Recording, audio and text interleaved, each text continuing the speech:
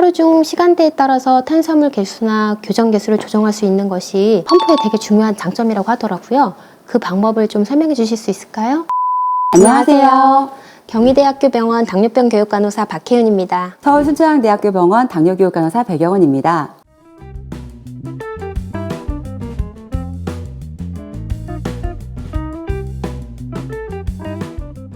오늘은 자동 인슐린 펌프의 기능 중에서 볼러스 계산기 기능에 대해서 알아보겠습니다.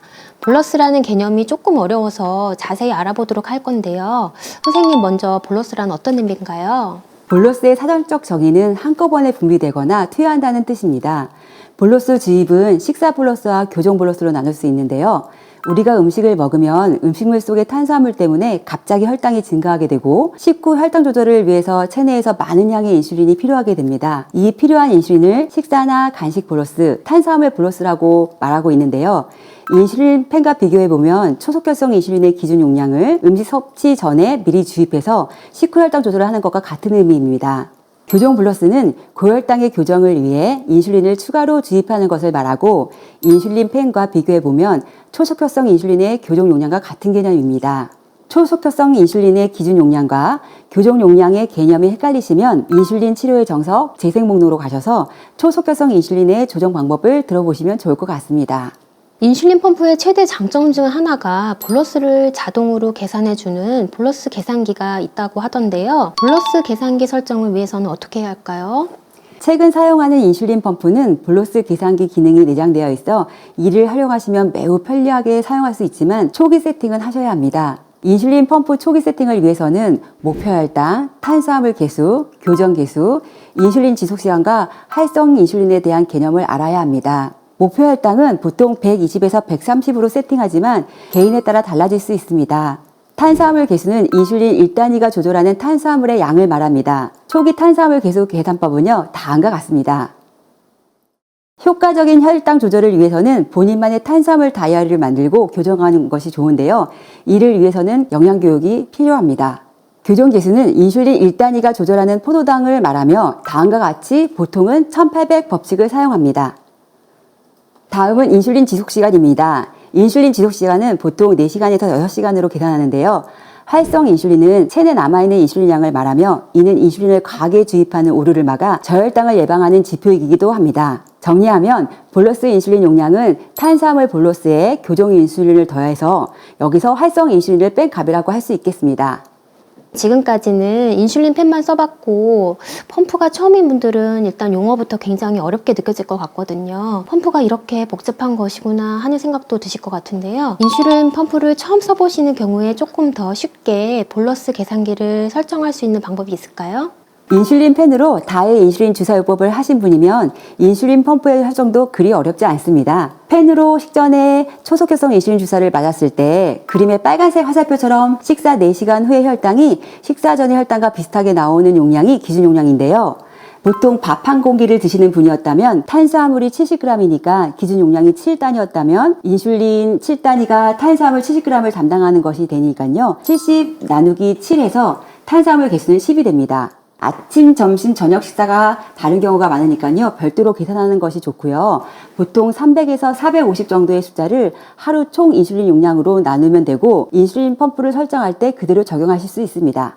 탄수화물 개수를 조금씩 다른 용어로 표현하기도 하는데요. 인슐린 펌프에서 기준 용량은 흔히 탄수화물 볼러스, 식사 볼러스로 부르고, 탄수화물 개수를 탄수화물 대 인슐린 비율이라고 부르기도 합니다.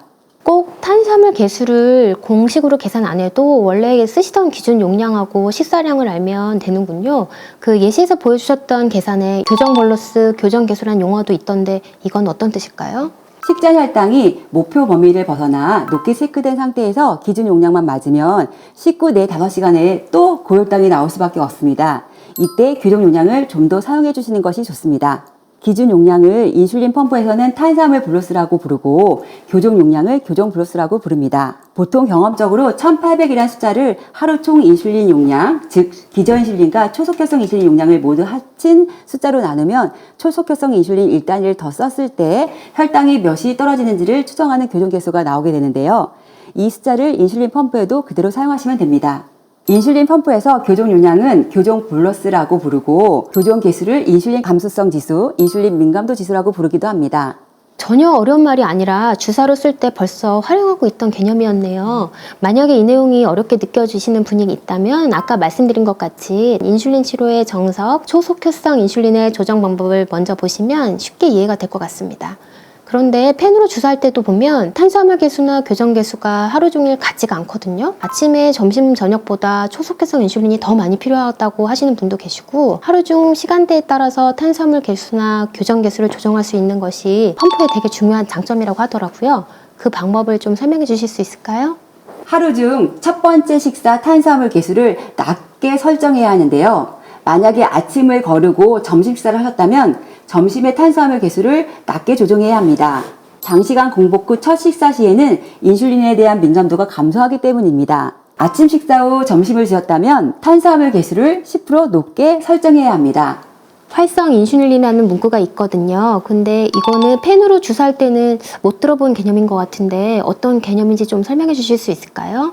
초속효성 인슐린을 맞게 되면 4시간에서 6시간 정도 인슐린 작용이 남게 되는데요. 식사 전에 초속효성 인슐린을 맞고 식후 2시간에 혈당이 높다고 또 맞게 되면 식전에 맞은 인슐린 작용과 겹쳐서 저혈당이 올 수 있습니다. 인슐린 펌프의 볼러스 계산기는 그런 상황을 피할 수 있게 하려고 이전 식사 때 맞았던 초속효성 인슐린 작용이 아직도 남아있다면 그것이 얼마나 되는지를 계산해서 새로 맞을 볼러스 용량에서 빼줄 수 있습니다. 활성 인슐린은 인슐린 잔여 효과, 볼러스 온 보드, 인슐린 온 보드, 잔여 인슐린 등 여러 가지 표현으로 부르고 있습니다. 네, 지금까지는 인슐린 펌프의 볼러스 계산기 설정에 대한 개념에 대해서 좀 살펴보았고요. 다음 시간에는 이 활용 방법에 대해서 조금 더 알아보겠습니다. 감사합니다.